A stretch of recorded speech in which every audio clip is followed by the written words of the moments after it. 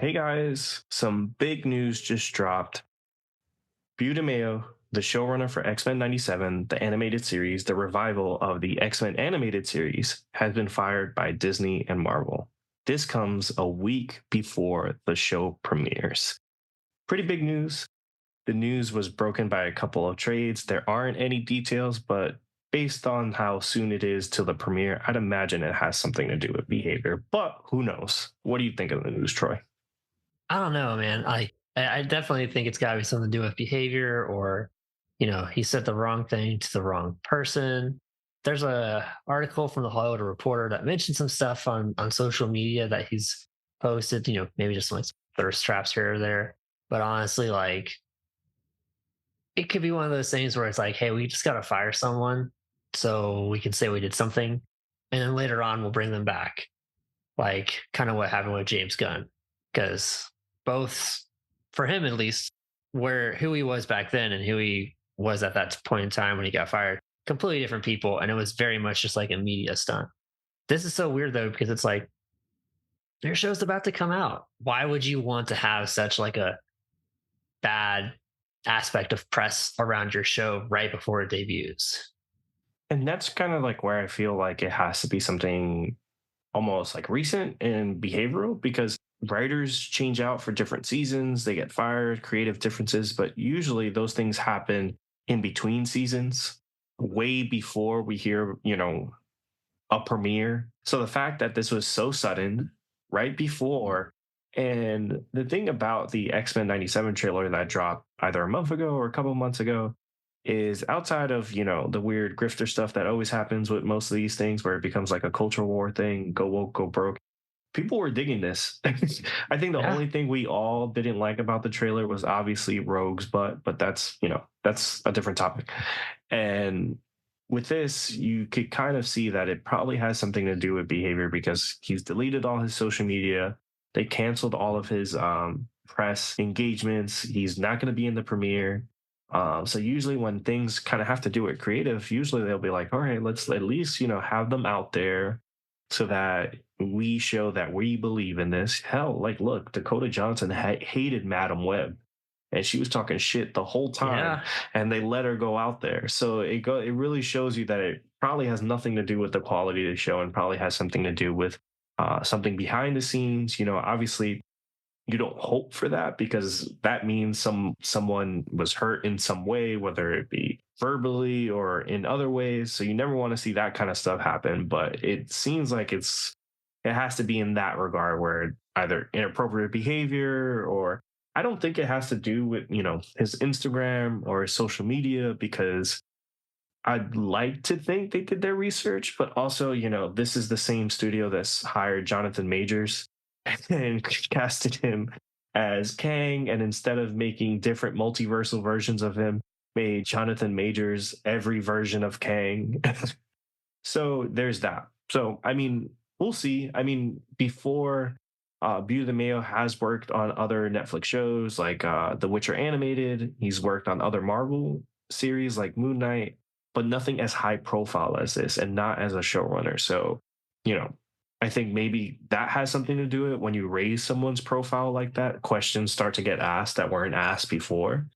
So maybe they started getting asked about these social media accounts and stuff like that. But I'd like to think like, hey, like, before you brought him in for an interview, maybe you were like, hey, like, Buta Mayo, Instagram, Twitter, and check those yeah. things out. But who knows? Dumber things have happened in hiring practices. So it could be that, but I'm kind of leaning more towards uh maybe, he was reported in some way by, a coworker or something else came up and they just wanted to get ahead of it, unlike the Jonathan Major situation where they were very reactive versus proactive. Yeah, and like Marvel and Disney haven't put out a statement in any way about this situation. So maybe there's some sort of investigation that's ongoing and they just gotta make sure nothing's said that could damage or hurt either party.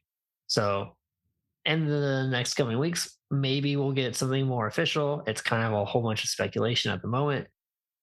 But I think for a lot of people, it's like, huh, is this series going to be, good if they just fire the guy that was the showrunner for it?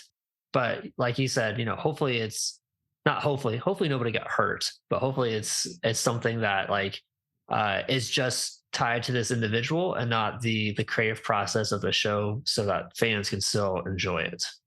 What's nuts is, he already wrote 2 seasons, with animation, sort of the commitment these days is like 2 seasons at a time.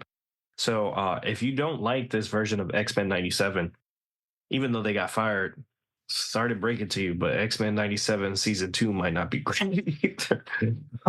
Unless they do like a complete overhaul. But in that case, like they would have done it before. We saw them do that with Daredevil, where they had a pause. They saw what they had and they didn't like it, so they scrapped everything, brought in a new creative team.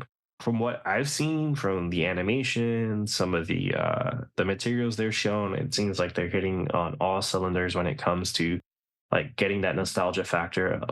Again, not counting the Rogue thing. It looks good, but we'll see next week. We'll all find out. Obviously, if it comes to next week and the show is not great, then hey, I'll eat my words, and maybe it was something creative. But yeah, you never like to see something like this, like someone lose their job suddenly without sort of any word. And when that kind of happens, when there's no statement on either side, there's just a lot of room for speculation.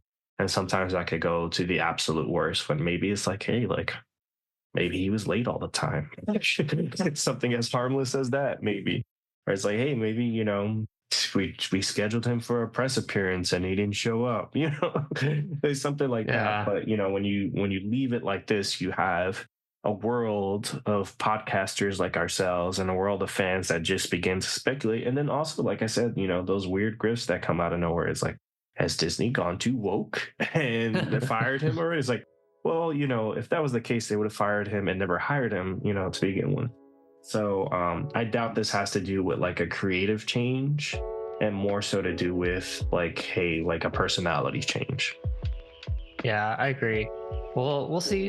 Hopefully Disney or Marvel puts a statement out as more people continue to speculate. They'll probably fill these episodes, these posts, and be like, "Oh, maybe we gotta say something." And then next week we'll actually get to see for ourselves how good is X-Men 97. Yeah.